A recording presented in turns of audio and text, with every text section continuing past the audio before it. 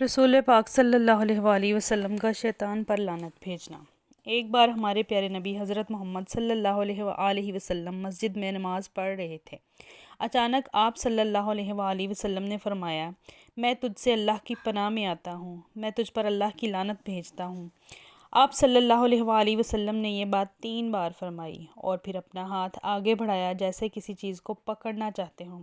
صحابہ اکرام رضی اللہ تعالیٰ عنہ نے آپ صلی اللہ علیہ وآلہ وسلم سے عرض کی، یا رسول اللہ صلی اللہ علیہ وآلہ وسلم، آپ صلی اللہ علیہ وآلہ وسلم نے ایسا کیوں کہا، اس کی کیا وجہ تھی؟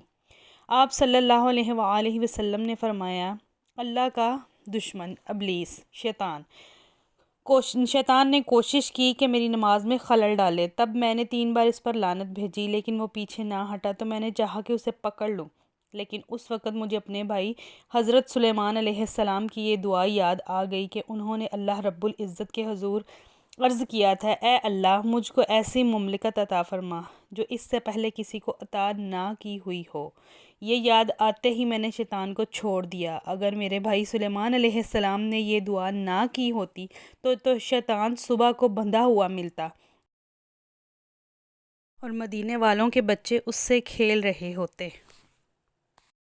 مزید اچھے واقعات سننے کے لیے اور مزید نالج کے لیے چینل کو سبسکرائب کریں، لائک کریں، شیئر کریں، ایک پیارا سا چھوٹا سا کمنٹ کرنا مت بھولیے گا۔ اگلی ویڈیو تک کے لیے اللہ حافظ۔